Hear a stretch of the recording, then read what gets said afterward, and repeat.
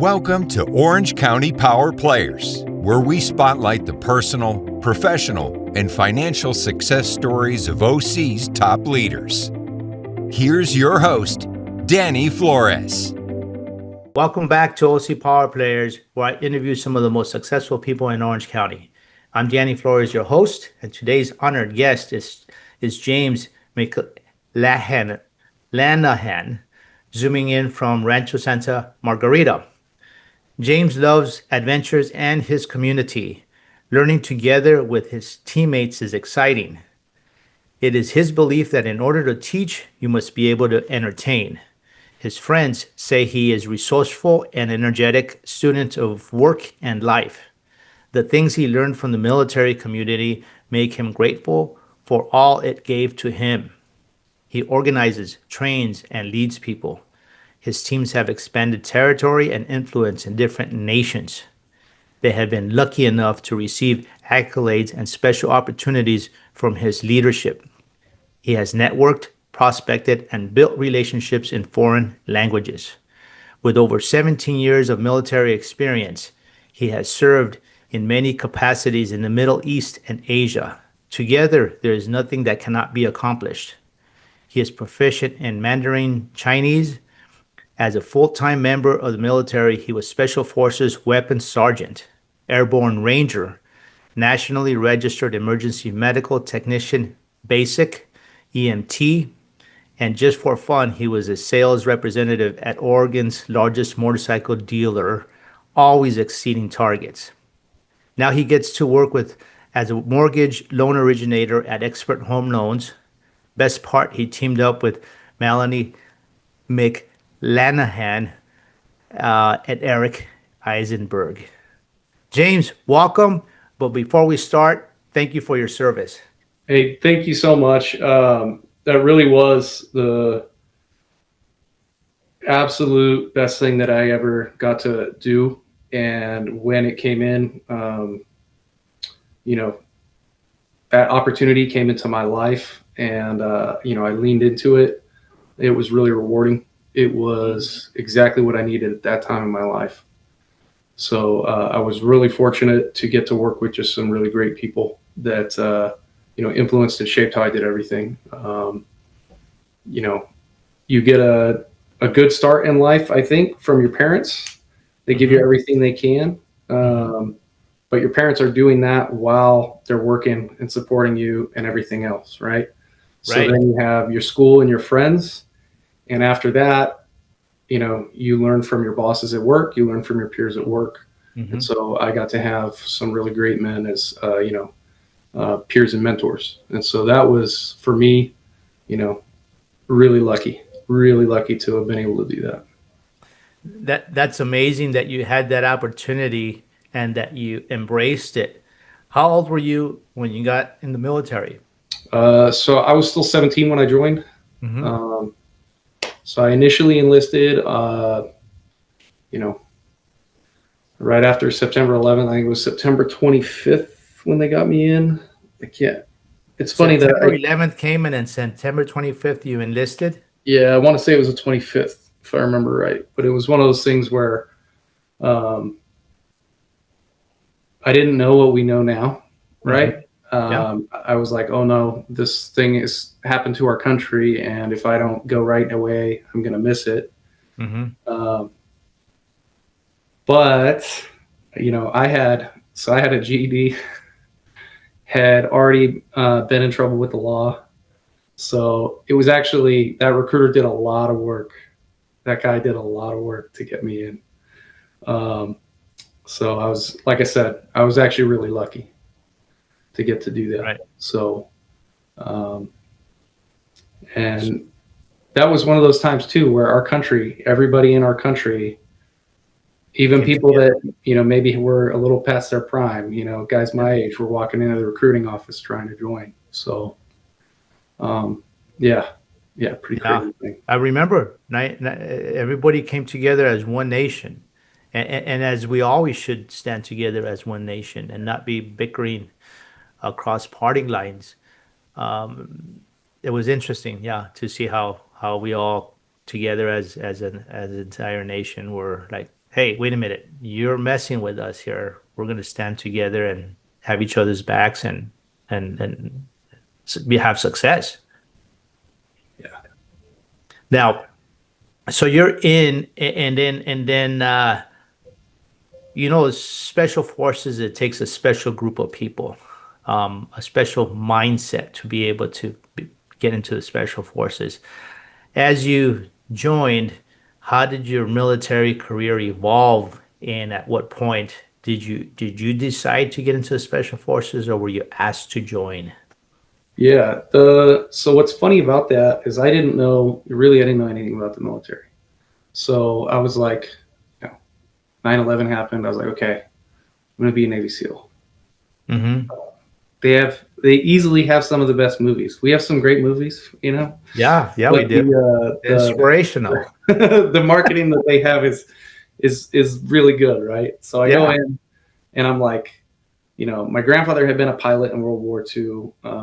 The other one had been a mechanic, Mm-hmm. and I was like, okay, instantly knew the pilot thing wasn't going to happen because you needed to go to college, you need to do all this other stuff that I knew I wasn't going to do. Right. And then the Navy was like, hey, that's great. You want to be a Navy SEAL? That's cool, man. You're not going to be able to join the Navy. Oh, So rats. I was like, oh, all right, for real? And they were like, I thought it was like a joke. Like, no, dude, like for real. So I was like, oh, okay. And the Marines, it was kind of the same thing. They were like, we have a special program where we get a couple guys like you that we can bring in, a year, and we'll call you if we get one of those. Mm-hmm. Um, and then the Army guys, it was kind of the same story. And literally, the Navy recruiter was like, "Man, it looks like you really want to do this." And I was like, "Yeah." And he's like, "Well, this is going to be silly, but if you join the National Guard, which is a part-time force, right?" He's like, "You Yeah. can get in." He's like, "But after you You do can get in that, as a SEAL through the no, National no, Guard? no. Get in as Oh, like whatever jobs the National Guard has." So right, not what right. I wanted to do at all, right? Like not anything I wanted to do, but I had seen that I didn't have a lot of options because the choices I'd already made at a young age, right? Right. And so, yeah, those guys are like, "Hey, this is what you can do, but you can claw your way back to being in the Navy. Mm-hmm. You're going to have to go to college after the National Guard with your GI Bill, and you're going to have to do some other, stuff." Right, Because long right. story short, to get rid of the GED or their what they consider a GED, my options were go to high school or go to college and get like 18 credits. So I went Okay. to basic training, went and got the credits, did all this stuff, and decided I actually like the Army.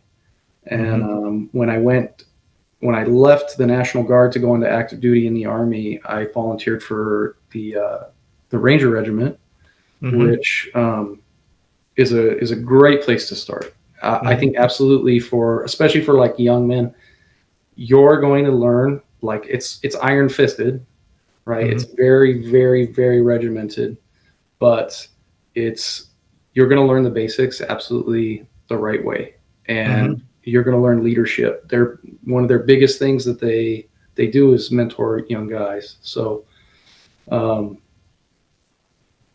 from there, I looked around after a few years of doing that, and all of the guys I looked up to the most left and went and did other stuff. They didn't necessarily stay. There's a very few guys that stay Mm-hmm. there for their whole career. It's a hard career.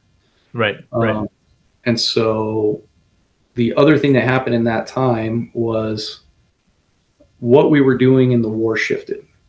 So at the beginning of the war, it was very what we would call unilateral, where it was an American standing next to an American, um, you know, going out and basically looking for people on our list, for Al Mm-hmm. Qaeda, for Taliban, for all that. Right. And over time, it was more about standing up Afghanistan and training Afghans. Mm-hmm. And that's not what the Ranger battalions are designed for. So, uh, Special Forces is really, if that's what the mission is, Special Forces is really the place to do it. Right. And so the other benefit is it's a little bit older guys, a little more experience, a little more mature, Mm-hmm. and so life at home is a little bit different too. So you're still very busy and still deployed all the time. But, I think my wife in our marriage, I think she dodged a bullet with me going to SF. So, yeah. That's how I did it. So I chose to go after kind of seeing already what was going on and seeing the writing on the wall. Now the training is pretty extensive, right? Pretty rigid, very difficult. Yes, I mean it's it's a tough program. It's kind of funny though because they want you to do a lot of stuff. They want you to be able to do a lot of different stuff. They want you to be able to plan. They want you to be able to train other people. They want you to be able to do these different kinds of like advanced infiltration techniques. And so that you kind of need to be really able to do a lot of different stuff. It's kind of you need to be well-rounded, and in doing that, they understand that you're not going to be necessarily a true expert at any one thing. You're not going to be a professional level, shooter or a professional level, speaker, but they need you to be mediocre at all these things. And so that the training, because they're training in so many different disciplines, it's pretty long. It takes a while.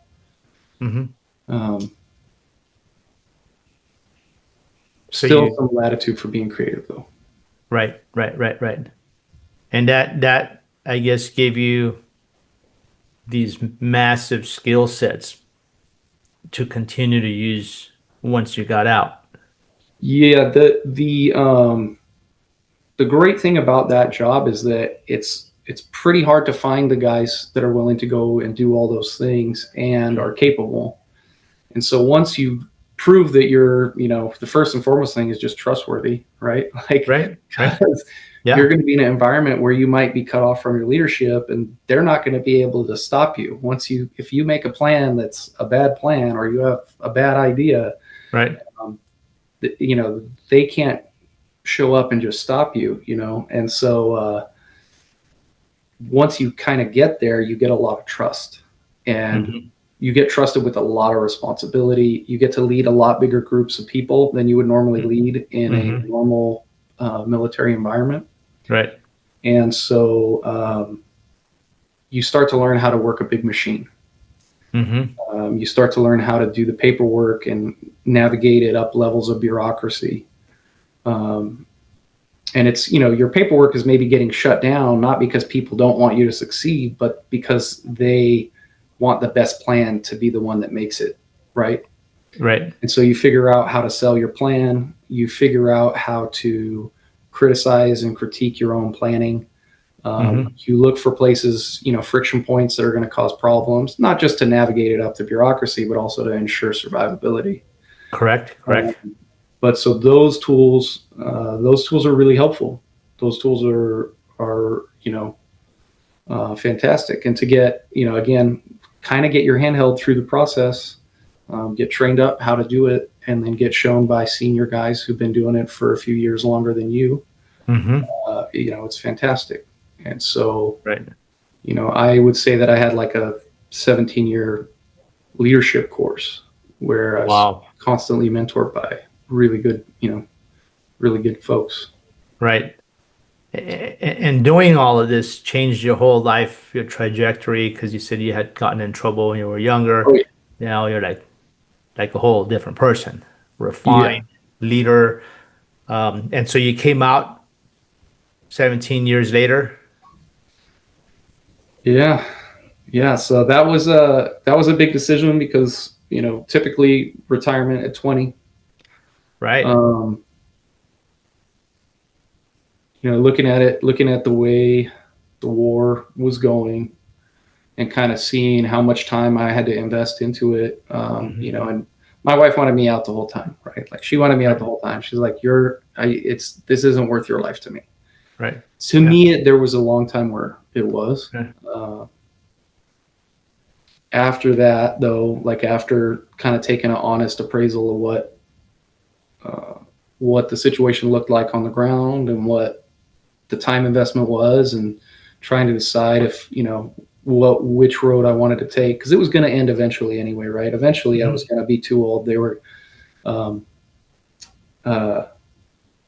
to kick me out anyway, right? Yeah, you're gonna age out. My old boss used to always say that that job was a mistress that would take you away from your family, Right. and draw you away all the time, lure you away from your friends and family, and then in the end was going to leave you for a younger man. Yeah, that's And that's exactly what was going to happen anyway, right? right. So, Right. I was kind of like, hey, if I'm going to start over, maybe start over now. Yeah. Yeah. So we came down to California. She was like, hey, just please, can we do one thing? Can we leave and go somewhere sunny? Sunny California, couldn't have come to a better place. This is the place. Yeah, this is the place. So, so came down here. We had a little bit of money saved up, and just got to work. I had a good friend who was at a software company, doing basically lead management and collecting a lot of data in the multifamily industry. And so they had a position open up for sales, and I went there for a little bit, but it wasn't really a great fit. So I went into corporate consulting and military contracting. And that was kind of where we started to get moving and running. So now at what point did you learn Mandarin? So in the qualification course for Special Forces, that's one of the requirements, is to learn another language. And so we do about 6 months of it, and it's every day. You have some other stuff you got to do in the morning and in the afternoon, but every day you spend about 7 hours in a classroom. So you really learned the language then? I learned it pretty well. So we would test out, and the testing goes higher, right? But like they would be like, level 1, 2, and 3, and it can be broken down in like 1+, 2+, but 3 would be considered to be the beginning of like you're a native speaker, right? And so the goal was really is to be able to talk like a 5 or 6 year old, but they can communicate a lot of stuff, right? They can communicate a lot of information. Yeah. I ended up getting to kind of on a higher intermediate level than that. So not quite to 3, but to 2, and sometimes around 2+ was always the goal, was like, but just don't get to 3, just get to the next one. So get up to hang out there and be working on, okay, now let's look for 2+. And so, but yeah, so I could read and write a little bit, the times I've ran into native speakers, it's kind of fun. Because nobody ever looks at me for some reason and expects right. So they could be like, let's say you're standing in line for coffee or something, and they could be talking about you. You're like, I know what you're saying. Yeah, that one time that's happened. One time it wasn't coffee. I was at a hotel. And this girl was kind of talking about. There was an American guy that I think, he thought more of himself than maybe she did. And so he was trying to hit on her, and she was talking smack about him to her friend. And, and I just was like, hey, I'm trying to print this, do I need to have my own computer? Do you guys have a computer I can use? Yeah. And I said it in Chinese, and she was like, oh no. Yeah, he heard. That was fun. I bet you have a lot of fun with that. It was fun. I always thought it was really interesting, because in the States, I think folks who are here and they're trying to navigate it, I'm always blown away by how well they do it, because none of us, very few of us speak another language. So when somebody's a foreigner and they don't speak great English, man, that's hard. Yeah. And so what I always found was, if I did see somebody and noticed that they were using Mandarin and said hi to them and just talked with them a little bit, they'd be so pumped. Right, because it's so stressful. Yeah. So I don't know. Have you traveled a lot? I have. See, now I speak Spanish. Yeah. So Spanish is my first language. Like Spanish, I can have a conversation with an Italian and we understand each other. Me speaking Spanish and then speaking Italian because it's Latin based. I have, say, Spain covered. I understand. I have South America covered. I have all of Mexico. So having a second language like opens up your world, Yeah. right? I can only imagine. I'd love to learn like a third language, but I'd have to figure on something that I can practice because if you don't use it, you lose it. Right. Right.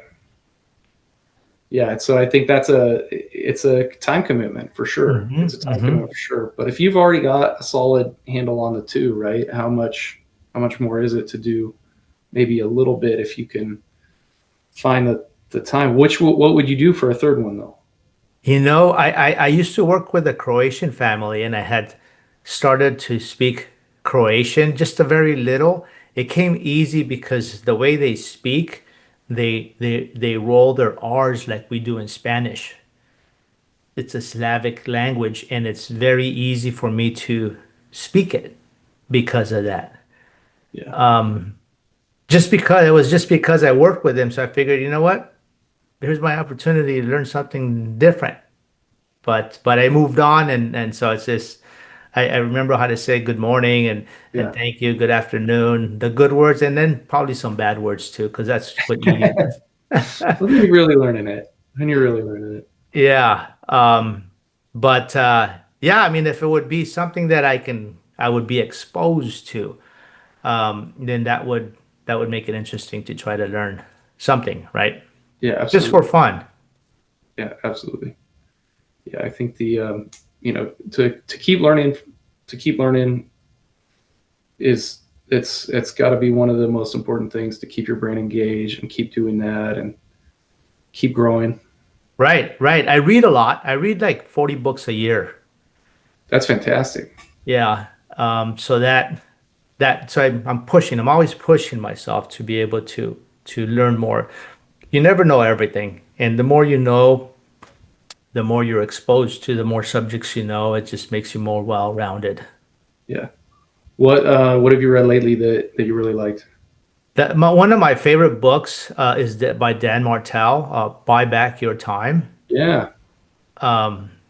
because as an entrepreneur, we kind of get sucked in to doing the work when we should not be doing the work, and then you learn how to peel the layers off strategically, and that's part of the I guess the formula for success or for growth at least is Right. to be able to do that.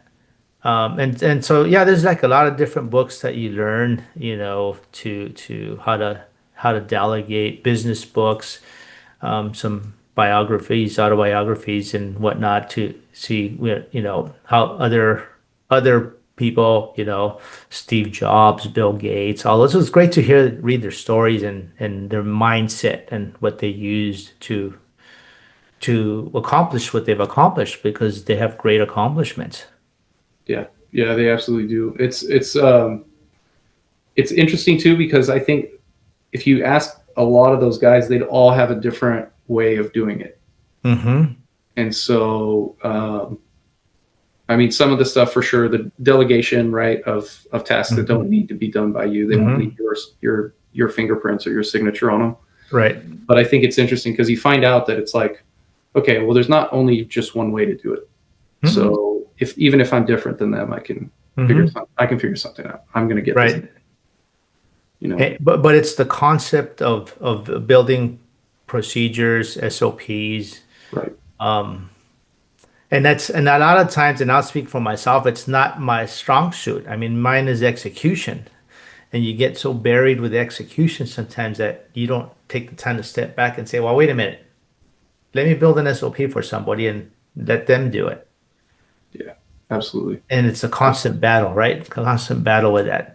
I'm sure you guys learned a lot of that part in the military as far as your training, the leadership, give people responsibilities, make them accountable, but also give them the tools for success because that's the other half of it. Right. Yeah, and then to have like a in progress review or built-in inspections, so you can let them work without you looking over their shoulder. Right. But you're also not letting them go off the rails and necessarily fail.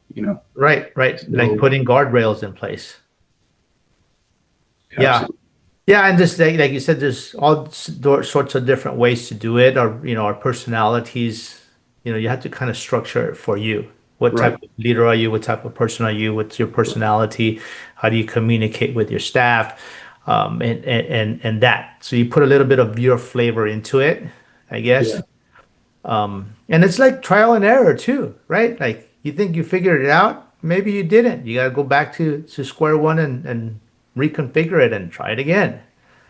That's just kind of how it is. That's how everybody does it, right? Till they figure it out, and then they make it happen. yeah, yeah, yeah. And I think the biggest thing about that, about figuring out, is you don't get to figure it out if you quit. Right. You know what? That's like the key. Don't quit, because if you keep trying, you'll figure it out. You just can't quit. Yeah, And it's like I like to correlate like going to the gym, right? Going to the gym is really not a complicated task. And working out is not complicated once you have, say, a workout plan. Let's just say you want to get fitter or you want to lose weight. Now, if you get up in the morning all pumped up and you say, okay, I'm going to do a really good workout today. You go to the gym, you do a workout, you get all sweaty, you worked out, you come home and you feel good and you look in the mirror, you're going to look exactly the same as you did in the morning. Like there's going to be like zero change. And if you do that for a week, it's still zero change. You do it for a month. Now, if you do it for 6 months, now you start seeing the change. yeah, But mentally, you have to be able to push through not seeing the results and keep doing it before you get paid back for your efforts. And I think that's the key in any business, to be able to sometimes it's like working for free, yeah. right? As an entrepreneur, you might not get paid. Everybody else is going to get paid, and you might not. You just got to keep going and keep going and keep going and keep shifting Right. till something works. Yeah. Or even worse, you're paying to work. That's true. Yeah. Yeah, Yeah. that is true. Sometimes that happens. Yeah. I just Like don't you want to said. go on timeout.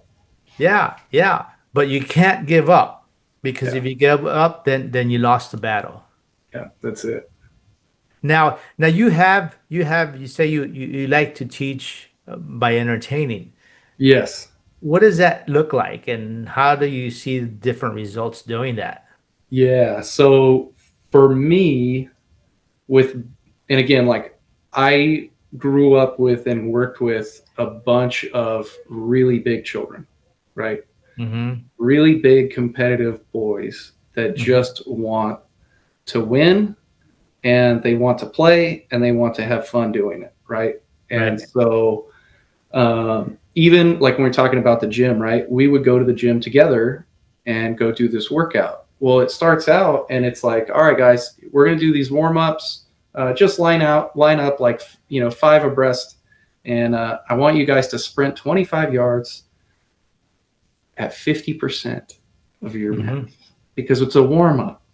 Right. Right. Well, the first 5 yards, it's a warm up. Then they're racing. Then the race starts. Exactly. And so, because that's naturally happening anyway, right? It's Right. naturally happening. I would try to build it into training. So, maybe some people, when they're trying to train you for a test, they're going to be like, hey, this is going to be on your test. Sometimes the way to make it more fun would be that there's going to be a check on learning, but it's not going to be, this is going to be on your test. It'd be like, this is going to be in the game, or this Mm-hmm. is going to be in the competition. Mm-hmm. We're going to see who's been paying attention. You're going to do this. Loser buys the beer. Right. And so there's a ton of ways to do that. And I just look at, if there's a way that I can make something into a game where the Mm-hmm. process is a little bit more playful, Mm-hmm. I feel like the engagement comes up and it can kind of take the pressure off, right? Because if it's a Right. test where your career is depending on it, right? Or career advancement or something else is depending on it. It's a little bit bigger and it's a little bit more pressure. And I don't think that always allows your brain to work, freely. It's kind of like if, I don't know, like if I try to be like, okay, hey, go you tickle this, cat over here, like, or pet this cat, but I need you to do it while you're holding a 200-pound weight in your other hand. Right. Like all that weight, it's going to screw it up. You're not going to, it's not going to work right. So when you need a finer touch, I think, to take some of the burden off, by having a playful attitude and just, it's not that serious. So takes the pressure off, the stress off of like, hey, you know what? It's a get it right or get it wrong. It's cracking a joke when it's really bad, right? Yeah. It's kind of funny. One of the courses I did where we were getting ready to go overseas. Obviously, overseas, roadside bombs are like a big problem. And so we have a guy on the team that's his job, right? It's basically like he picked a short straw. When he chose his job, he didn't even know it was going to be the short straw. He just thought it was going to be cool. Yeah. So that's an additional duty of his job. And the instructor that's talking to him while he's got his little mine detector and everything, and he's like, "Hey man, don't worry about it. You've got the rest of your life to figure out how to take care of this bomb." Yeah.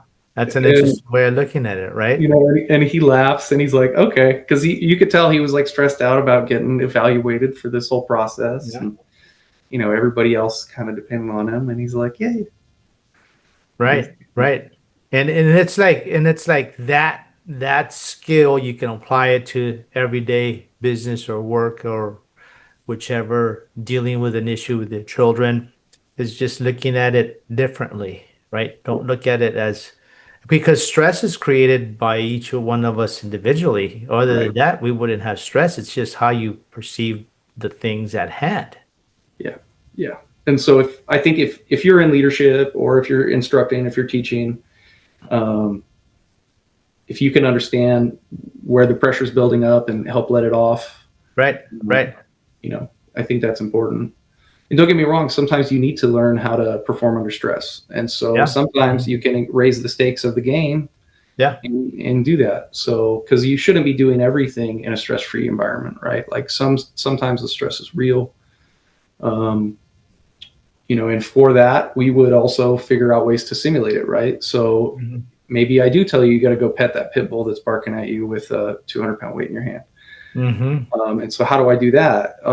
In the military, what it would look like is before you're going to navigate a room where there's going to be some bad guys throughout the building and stuff, and you're going to have to navigate to this room. But before you do that, I'm going to make you do a bunch of exercise that's going to get your heart rate up. And, if you're at the gym and your heart rate hits like 165 and somebody's like, "Hey man, I need you to do this algebra equation," it's going to be tough. Right. It's going to be tough. And so as you include other things that can be stressors, other factors that can be stressors, you can stack it up and make it hard. Hopefully that's, down the road a little bit and you've kind of crawled and then walked. And now this is maybe some portion of the run. Right. So that's something that I would always play with when I put together training courses. Right. So how can I take the stress off of the student that needs me to, or how can I add stress to the student that needs it? Right. And So how's the mortgage industry now that this is what you do now, right? Yeah. So it's actually in some ways it's really refreshing to know that I don't have to get a client call and get on a plane and go overseas. And in some ways it's also like really interesting to get to do all this stuff that's really new to me and be in this kind of environment. It's not 100% new. So how I ended up in it is literally my wife saw how exhausted I was doing all the travel and stuff I was doing and how much time it required me to still be away. She's like, "I thought you were getting out of the Army," She's a top account executive with a non-QM bank that kind of does specialty projects. So like self-employed borrowers, difficult finances, people that own a lot of different properties maybe, or other kinds of investors. And so she had a client who is local down here that she was like, hey, you should talk to Eric. And they, Expert Home Loans wasn't hiring, but they knew Mel, and they knew that she's super reliable and great. And so I met with Eric and started doing that, and really enjoyable, actually. Really, really enjoyable. No travel. Now you're not traveling. You're just yeah. Wife is happy. Yeah, she's happy. I've got a lot more energy, and it's again, I'm back to learning now. Now I'm basically a private again. Right. So but it's one of those things where I get to I brought my analytical skills and some of my project management skills to it, and so I'm just attacking it. Yeah. Good for you. Thanks a lot. Thanks. Well, James, as we get ready to wrap up, what do the next 6 to 12 months look like for you? What's exciting in the horizon? Yeah, so really the biggest stuff in the horizon is probably some of the volunteer work that I get to do. So I am the vice president of the Special Forces Association here in Southern California. So it's Chapter 78 of a national organization. And we started running 2 years ago. We started running a fundraiser to basically bolster the operational budget of our chapter. And we get together here in Orange County and bring in guest speakers. We had Earl Plumley, who's a recipient of the Medal of Honor, as our first guest speaker, and his keynote was just amazing. And so it's one of my biggest challenges is fitting that into my spare time. Right. But getting to do that and bring those people together, and then other folks from around Orange County in one room to meet these guys who for me have been really were like a lot of my heroes. Right. So, right. Yeah, so I've been doing that. It's been amazing. That's awesome. Well, James, you've got such a cool story and what you've done. If anybody that's listening to us and would like to get a hold of you, how can they get a hold of you? So the easiest way is just email me, james@experthomeloans.com. Or if somebody's interested in being a guest speaker, you can hit me up on LinkedIn, or you can go to specialforces78.com. We are always looking for more guest speakers, and that's it. Awesome. Thank you, Danny. Awesome. Thank you so much for coming on, James, and sharing your story. And to our audience, thank you for listening. And please go to ocpowerplayers.com and follow us on your favorite channel. Thank you, James. Thanks. Thanks for listening to Orange County Power Players. Want to share your success story? Apply to be a guest at ocpowerplayers.com/guest.